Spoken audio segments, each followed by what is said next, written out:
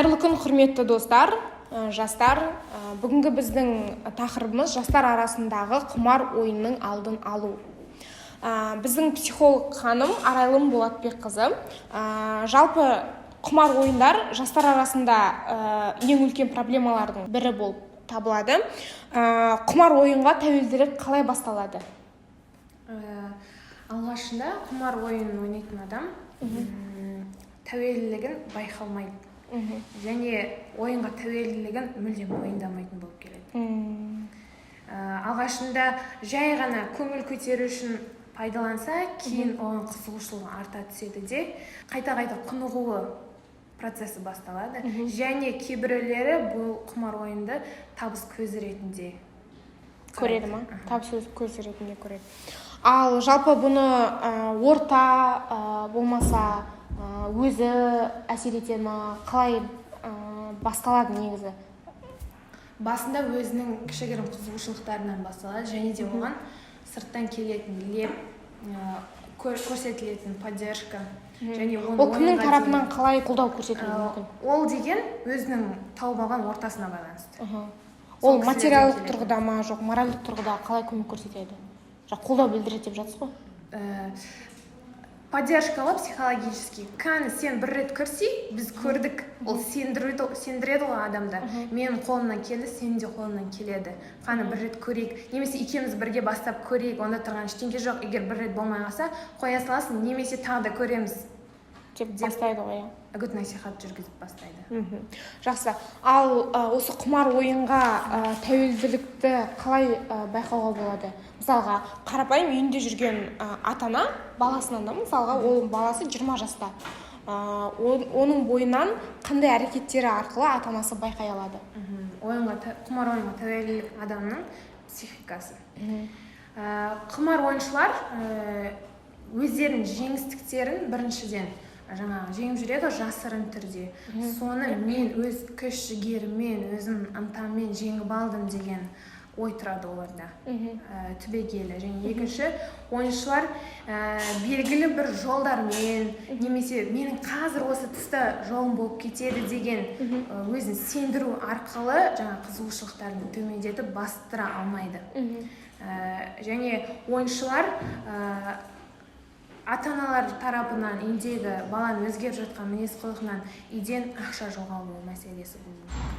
Ставканы қайта-қайта көтеру, ата-анасының бұйымдарын, өздерінің қымбат әшекейлерін ешқандай да уайымдамай ойынға тігіп жүретін балалардан байқауға болады. Заттар жоғала басталған кезде үйден. Көбінесе проблемалық ойын құмар адамдар, олар әр қашанда өзінің жеңілгенінен емес, жеңген кездерін естерінде сақтап тұрады әр қашанда. Жеңілгендерін ол көбінесе ұмытып кетеді деп айтсақ та болады. Яғни ол жеңген кезі өзіне мотивация сияқты көрінеді дағы. Мен бір 2-3 рет жеңілсе де, мен жоқ бұрын жеңген, мен тағы да жеңетін шығармын деген сияқты оймен жүреді ғой, Осылайша ол жалғастыра береді. Күнде ойнап жалғастыра. Оның жеңілгенін де, жеңгенін де оның қызығушылығын төмендетпейді. Жақсы. Құмар ойындардың жас отбасыларға тигізер зардабы мен әсері қандай? Зардаптары отбасындағы кикілжіңдер мен мәселелерді өз бетінше шеше алмағандықтан адам құмар ойынға өзінің жайсыз сезімдерін ойындар арқылы қанағаттандырып ойынға баспен кіріп кетеді. Және оны әдетке айналдырады. Кейбіреулері өзім тәжірибемде болған компьютерлік клубтар болады ғой. Және ол ең жаманы компьютерлік клубтар ең арзан бағада беріледі адамдарға арендаға. Сол жерде мен көрген бір ер кісі құнығып соны күнде келіп ойнайды да, сонда компьютерлік клубта бір 2-3 сағат қана болмайды да, қалған уақытын сол жерде өткізеді. Ол сияқты ұйықтайды, компьютердің алдында тамақ ішеді, және қасында 1-2 көрген адамдар оған дос ретінде сезіледі. және ойын ішіндегі персонаждар ол өзі сияқты болып көрінеді. Сол жақта ол жеңіп атады, бүкіл сезімдерін сол жақтан қанағаттандырып жатады.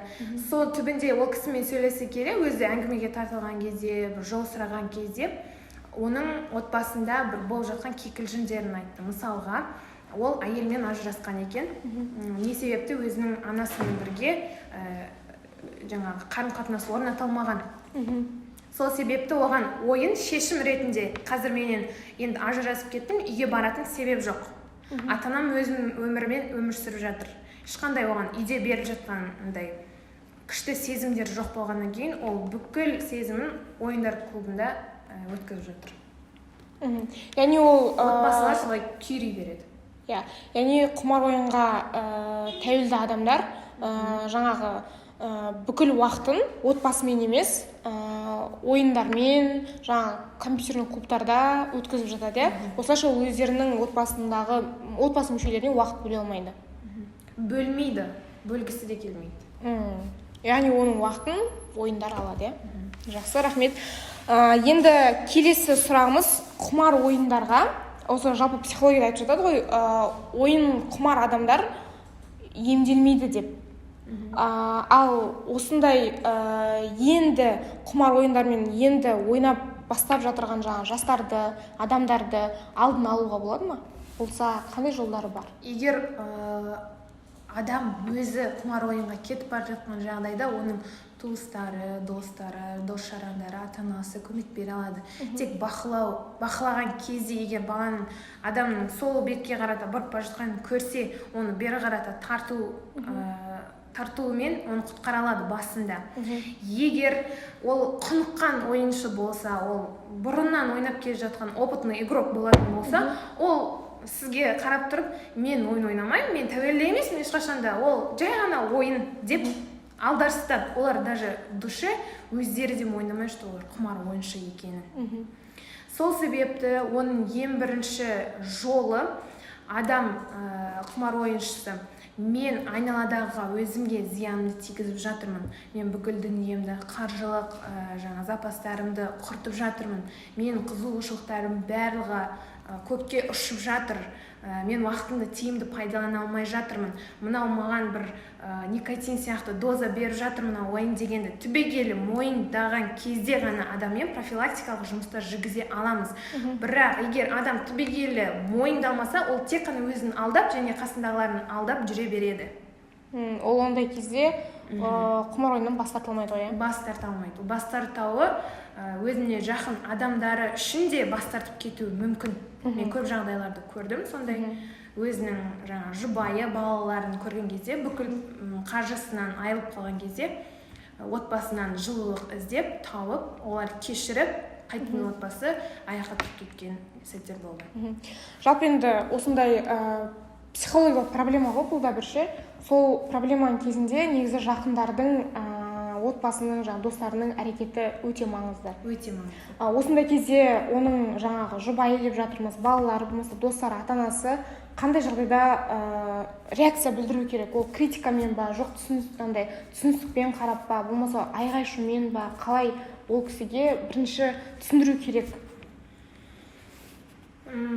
Ешқандай да критика, конфликтпен, ұрысу, жанжалмен ешқандай мәселенің байыбына жету мүмкін емес. Ең бірінші жылулық, махаббат, сезім, сенім білдіру арқылы ғана адамды тура жолға сала аламыз.